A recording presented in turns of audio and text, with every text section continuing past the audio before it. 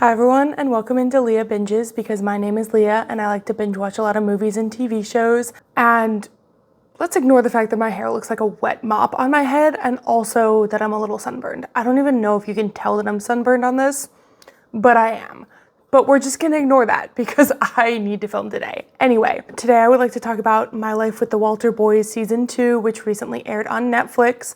And I know that it's very cringy and also like a Temu version of The Summer I Turned Pretty. However, you know, it's kind of good fun. It's all in good fun, you know?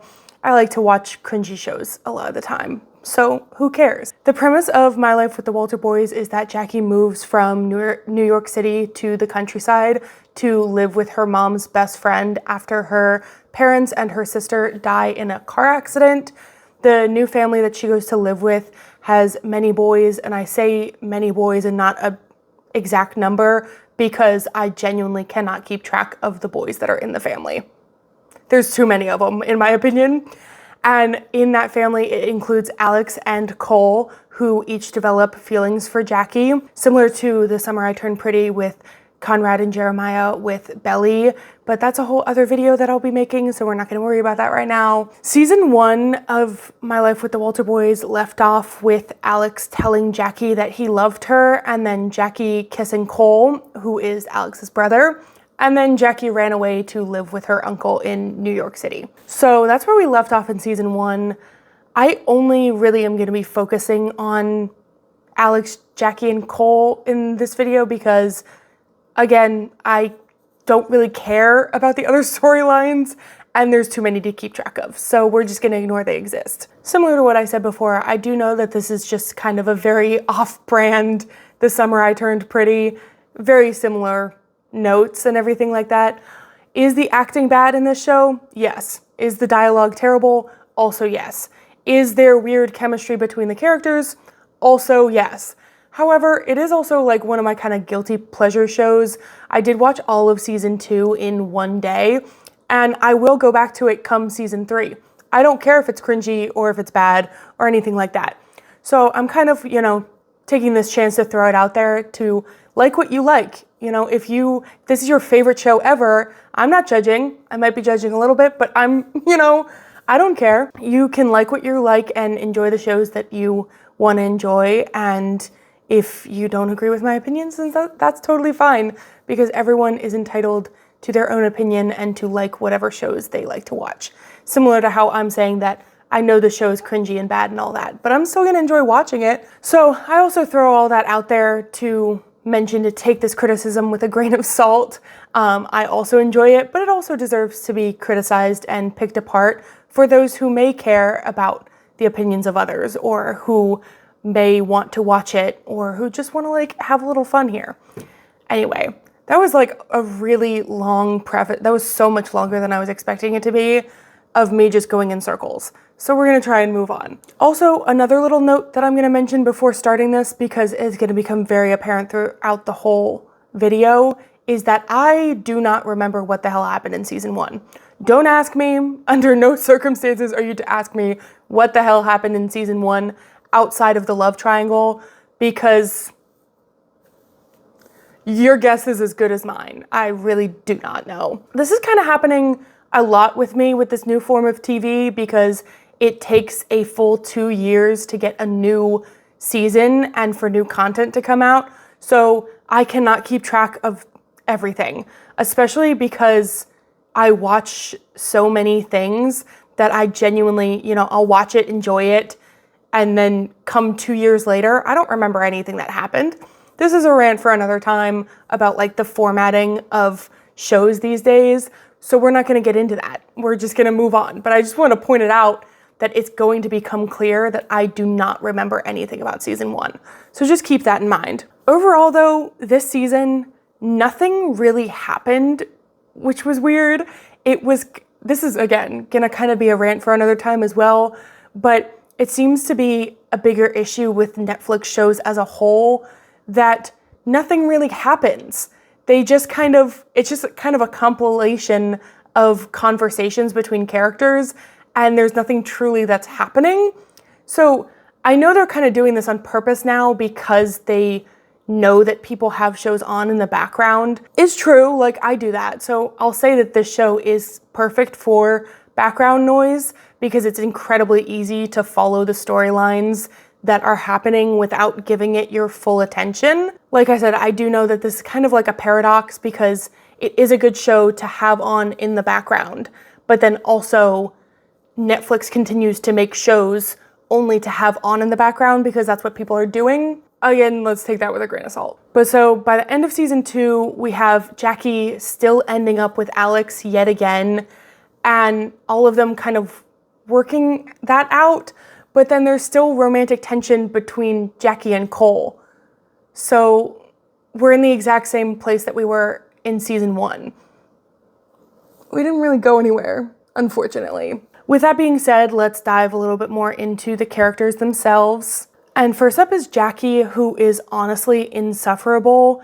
Please stop brother hopping because you are literally destroying a family from the inside. I will say this to Belly too. You are destroying a family from the inside. Please stop brother hopping, please. From what I remember in season 1, they basically ignored the fact that her entire family died. So I did appreciate that this season it was kind of a bigger discussion and a bigger issue in season 2. However, they are kind of making her unnecessarily strong. Like, I understand that she isn't made out of glass, like she keeps saying in season 2, but also her whole family died. Like, I feel like she's allowed to be made of glass and allowed to be fragile. Your whole family died. Like, I can't even imagine waking up one day and then your family's just gone. But they're just like moving right along. Season 1, all of the boys treated her like complete shit when they came to live with her, even though the reason she was coming to live with them was because her family died. Let's get it together. And now season 2, they're like addressing it a lot more, probably because people criticized that about season 1, and yet they're still trying to kind of sweep it under the rug, it feels like. Like, Jackie should have more depth to her character than she does. For example, she found a whole collection of her mom's dresses and immediately decided to just sell them. Like, I know that they needed the money for the charity event that they were doing, but girl, you don't have to sell your mom's dresses. What? They're like one of the only things you have left of your mom. What? Why would you do that? She never really explained it in the storyline. She just had that one conversation with her mom's friend, who this entire time I will call Donna because it's the same actress as Donna from Suits, and I cannot remember her character's name in this show, so she will forever be Donna. So she had one conversation with Donna about, oh, maybe someone else needs them and it could be armor for someone else. And then she was like, okay, I'm gonna sell them then. Girl, you don't have to do that. Sure, it could help someone else, but you can also keep them because it could also be helping you. Grieve your family. Next example is how she got annoyed at Alex about her mom's perfume running out. This could have been a chance for her character to have a lot more depth. Like, if they had set up throughout the season that she was kind of slowly getting annoyed at things here and there, and then her mom running out could have been a much bigger blowout. Like, if she's building up issues mentally and emotionally, and then the perfume is kind of the last straw and she can't put on a brave face anymore, that would all be much better writing. But instead of her having that emotional realization of grieving her parents and, you know, losing these things that connected her to her parents, they just immediately brushed it off. She got mad at Alex. Alex was like, oh, you could buy a new one. And then she got mad again. And yet they just kept going like that conversation never happened, which is also partially what I was talking about things not happening. They'll just have a one-off conversation and then immediately move on. Example 3, or not really example 3, but I guess like point 3 of the subpoint of her not properly grieving. This whole time throughout season 2, she's been focused on the charity events, and she's been focusing on the school dance and organizing all these events, which could have been a setup for how she's been distracting herself this whole time with school things to stop herself from dealing with personal issues. But again, they don't properly write or explore that.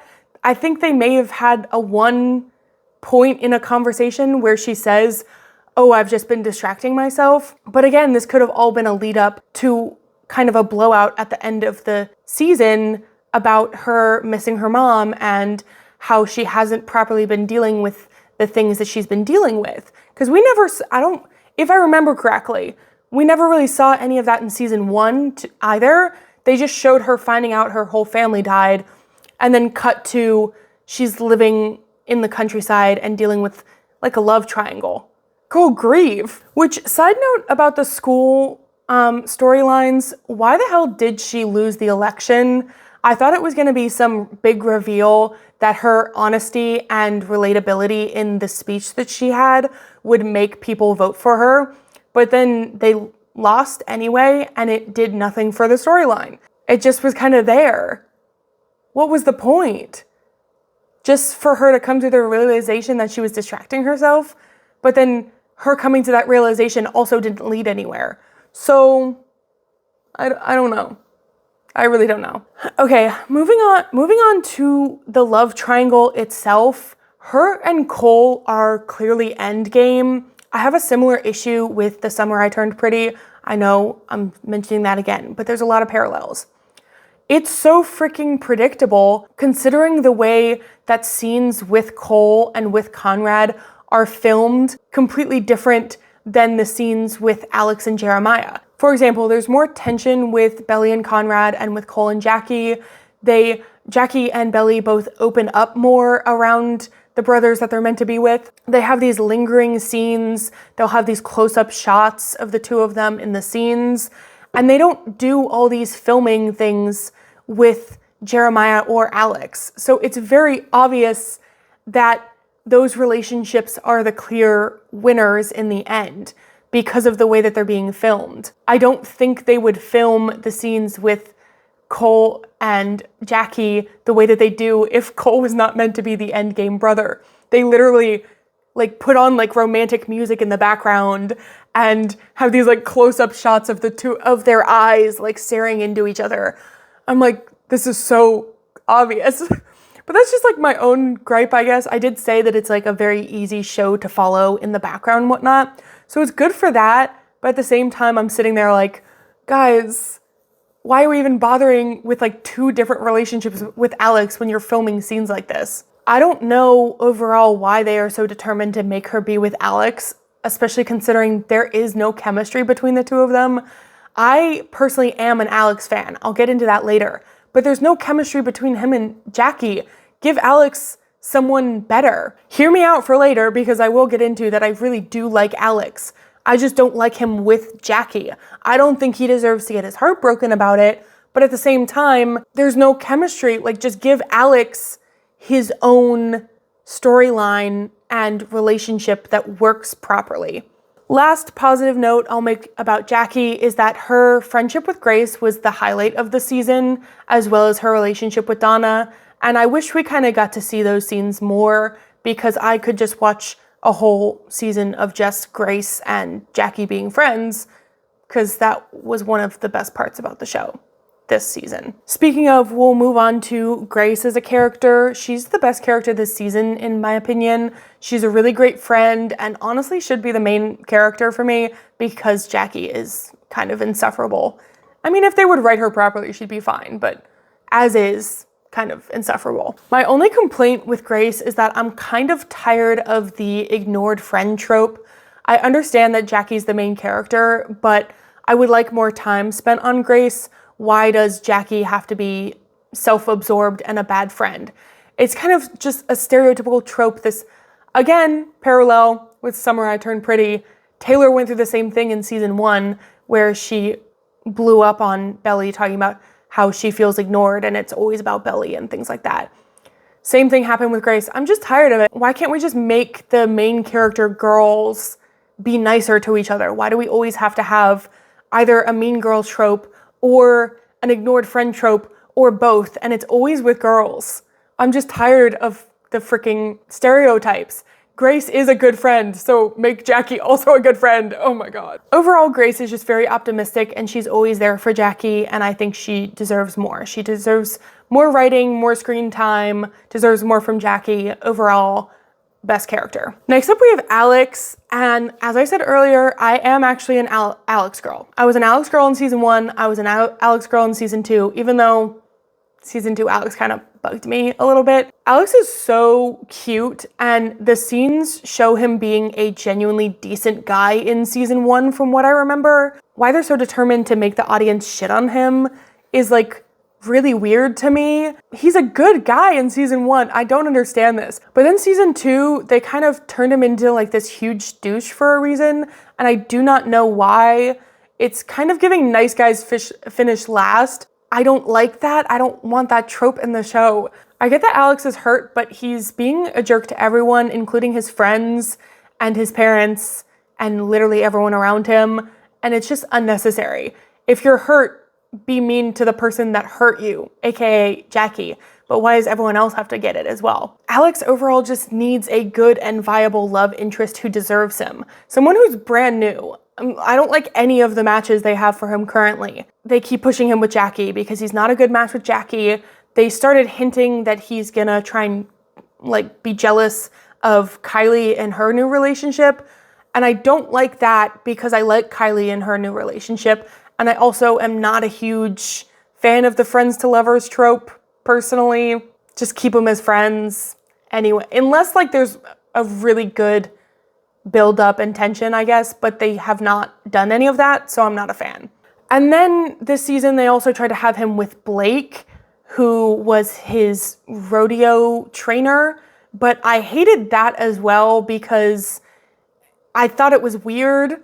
She looks so much older than him, and there is a student-teacher power dynamic thing going on that I don't love. I did look it up, and the actors are around the same age, so I don't know why Blake to me looks so much older. Maybe it's because they put that teacher-student relationship in the mix, but I just overall didn't love it. So I don't like any of the options that they've given him so far. Please give him a viable love interest. Additionally, I do fear that they are leading up to a rodeo accident storyline come season 3, which I also don't love. I don't love a whole lot that they're doing right now. This whole season, they had warnings that he's been given about the injuries, both from his parents and then the rodeo people. They've all been warning him about injuries and staying focused, and you need to have 100% focus or you'll get injured. And he also had that small injury earlier as a little bit of a physical warning, like, hey, this is going to cause injuries in the long run.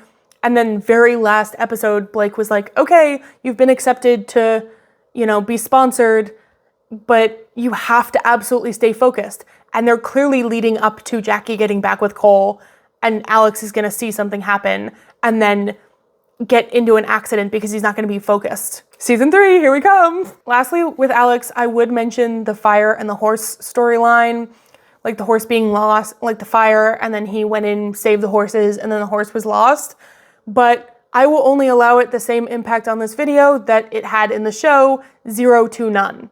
So we're gonna move on right now. That's enough said about that. Next up is Cole, and I did appreciate the growth on Cole's character. Getting him into coaching is ultimately really good for him because it gives him something he loves and gives him that focus and drive that he lost when he lost football. Again, obvious romance with Jackie that they continue to ignore and avoid, and I'm kind of over it. Like, obviously, I do think they have great chemistry and great tension. I do want them to get together. However, how many seasons are we going to build up that tension before they finally just decide to do it? Not to mention the fact that them continuing to build this up is just prolonging them getting together, and it's ultimately going to hurt Alex significantly more in the long run. So that's unfortunate. Like, dude, you're just hurting your brother more. Yikes. Speaking of, I swear I remember a storyline last season where Cole had stolen Alex's girlfriend in the past, but then they completely ignored it this season. I'm sorry, but that's weirdo behavior. I don't remember if they ever actually fully flushed that out in season 1. I just remember like comments about, oh, Cole's doing it again. Cole is going after Alex's girl again. And I was like, you're gonna do this twice? Twice? Really? Is that really what we're doing? Yikes. My last comment about him is like personal preference, honestly, but I have a hard time rooting for him and like thirsting over him. Like, I'll see edits and whatnot, but I don't find Cole attractive. Is this a safe space? I don't find him attractive. I'm sorry. I find Alex so much more attractive than Cole. Again, like we have the chemistry going on with like them, but yeah, it's hard to like, be really into the love storyline when I don't find Cole that attractive. Anyway, moving on. Next up we have Will, who I think is the oldest brother out of all of them. He doesn't really have that much going for him. He is also actually insufferable. I remember people saying that he was insufferable season 1, but I have no memory. I remember nothing from season 1 about him. But come season 2, I do agree that he is also very annoying. Very annoying. Why is he so hell-bent on destroying their family ranch? I know he wants control and power over something and to prove himself with business, but he's ultimately betraying his dad and his family in the process because he's so hell-bent on siding with Richard and building that ranch getaway thing. I wasn't paying that much attention to what it is. I almost wanted to skip his scenes because he's so flat as a character. They give him no emotional depth and he's just a nuisance to the family for the whole time. And then his dad came to him and was like, oh yeah, I don't actually think I want to do this project anymore. And then he sided with Richard to be like, oh yeah, well actually we could sue you and take over the whole project because the contract says so. Bold. Bold to go against your father like that. That's real bold there. Next up, we have a little bit more of matches because I don't feel like going into all of these people individually, mainly because I don't actually care about them as individuals that much and don't remember anything from season 1 to be able to explain my feelings about them in depth. So first up we have Cole's twin and Aaron. Again, I don't remember Cole's twin's name. I want to call him Matt, but I don't think that's right. So he's just twin now. They are very cute together, but I also didn't love their storylines. They were secretly dating for no real reason, and then they had like a third act argument trope thing going on. I don't like third act arguments because if a couple is happy for the first like 2/3, 3/4 of the season, then why is it that the second to last episode all of a sudden they need an argument out of nowhere and break up just to get back together in the last episode? Doesn't make any sense. They just kept throwing random arguments and conflicts in this relationship, which didn't make any sense. Like they were happy and cute together and then randomly would have problems that didn't make any sense. For example, I'm mad you helped your brother at prom from Aaron. Girly, it's giving extremely insecure and not over your relationship with Cole because that's literally his twin brother. Was he supposed to just let Cole get into a full-on fight and maybe get hurt at prom? Of course he's gonna run to go help his brother. What do you want? What? I think the point she was trying to make was that he should have just told her like, oh, I need to go help my brother before going. But at the same time, why? Like, he didn't like abandon you. He came right back to you after helping Cole. I don't know what they were on about with that. Last side note I have for them is that the twin looks absolutely nothing like Cole. They don't even look like brothers to me. So casting kind of fell off with that one because twin and Cole look nothing alike. They really don't. They're like standing next to each other and I'm like, you people could be distant cousins, maybe. You don't look like twins, not brothers anyway. Next up we have Kylie and the football guy. Again, I don't really remember football guy's name and I don't really care to look it up. You guys know what I'm talking about. They are super, super cute together and I really love their development. I think they have great chemistry, and I do love an enemies to lovers type trope. I did also really appreciate Kylie holding Football Guy accountable for the drug test, because they do come from kind of very separate worlds and backgrounds, and so they don't really understand each other very well. So I do appreciate the storylines where one character is getting to know the other better and fully embracing their practices and their background and their life. So I liked them. And then the finale, when they kissed and all the lights lit up, cringy, predictable, yes. Did I eat it up and thought it was really cute? Also, yes. Next up, we have the whole Nathan, Skylar, and Zach situation, which if I mess up and call Nathan Farkle, that's because I don't think I'll ever see him as anyone other than Farkle from Girl Meets World. Sorry, hopefully you know who I'm talking about. My comments about this show are about to get very repetitive very quickly. I don't remember anything about Nathan and Skylar's relationship in season 1. From what I saw in season 2, they have zero chemistry whatsoever. It's actually one of the worst cases this season of lack of chemistry, because I was watching the two of them on screen together. Like, you two are supposed to be in a relationship? Like, you're just saying lines, and I'm not feeling any sort of emotional connection between the two of you at all. And I'm not gonna lie, I did like the chemistry and flirting and build up tension between Nathan and Zach. Obviously, I don't condone cheating, and Nathan definitely should have broken up with Skylar if he was feeling different before getting with Zach. But I did like the build up and obvious chemistry between the two of them. They had a lot more in common and were very clearly flirting a lot. My biggest issue with all of that is obviously later in the season, we see that Zach is actually a jerk who was just trying to get Skylar's attention this whole time, not actually liking Nathan. My biggest issue with that is you see your boyfriend getting close with your ex. Why not tell Nathan ahead of time, hey, I dated Zach and I think he's trying to just get my attention and doesn't truly like you. Like, sorry? Why wait until every relationship is destroyed to say that and warn him? Because we see Skylar go up to Nathan in, I think, like the second to last episode, saying, oh, hey, like, actually, I don't think Zach has very pure intentions with you, and watch yourself. Why wait until now to say that? The minute I saw the two of them getting close, if I were Skylar, I would have approached one of them, either Zach to be like, hey, what the fuck is your deal? Or Nathan to be like, hey, so actually, we need to have a conversation that I used to date Zach, and so this is all very weird.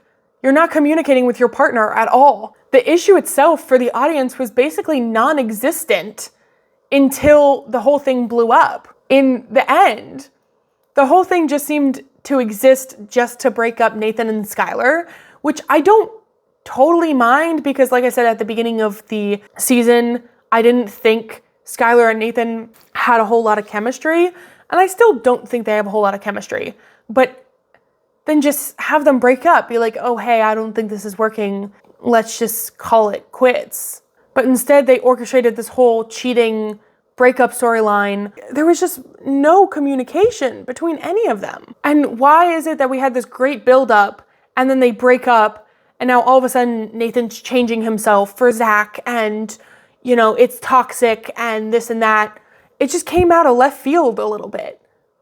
At least have hints in the earlier episodes that he is toxic and that Nathan's just like falling for the toxic guy. I don't know. I felt a little bit of whiplash with that as an audience member. Maybe that's just me. Any other characters are basically inconsequential. So if I overlooked your favorite character, I am truly sorry. However, when I was scripting this out, these were the only characters that I could remember. I know Isaac's in there, but I have nothing to say about him. I know Richard's in there and I have nothing to say about him. And the parents, nothing really to say about them either. So we're just done now, I guess. No matter what, I will continue to watch it. I got through this season quickly and had a fun time. Sometimes an easy and predictable show is where it's at. Like, you just want to sit down and have a fun time and not put a whole lot of brain power into it. Like, I'm not trying to steal the Mona Lisa. The Mona Lisa? the Declaration of Independence. That's where that joke was supposed to go. I was gonna say, I'm not trying to steal the Declaration of Independence like a national treasure, but instead I said I wasn't trying to steal the Mona Lisa. Okay, joke did not land. Anyway, just overall, I don't think they're really going anywhere with the show except for destroying the family. Like, we know that Jackie's gonna end up with Cole, Alex is gonna get his heart broken again, then the family's gonna have to choose sides. I honestly just think Alex should just leave. Like, just go find a happy life somewhere else, because it's clearly not working in this family. I also have a deep love for strong brother bonds, and this show is severely lacking and missing that. I am gonna make another parallel to The Summer I Turned Pretty. That show doesn't have that strong of brother bonds either, but we have the good characterization on Conrad that he is trying to avoid Belly and be happy for Belly and Jeremiah because that's what he firmly believes that his mother would want, and that he made this promise to his mom on his deathbed to take care of Jeremiah, and it's all about taking care of his little brother and whatnot. So we have the strong brother bonds on the one side. This show has no strong brother. None of the brothers are close to each other. It's just weird to me. Like, the family doesn't feel like a family. They just kind of feel like people who are living together. So that's where we're at now. Like I said, Alex and Jackie are together. Cole is pursuing coaching. He wants to go to college for a coaching program. Alex is probably gonna go on a rodeo tour, and the parents have found a way to get themselves out of the ranch development contract. So good on them.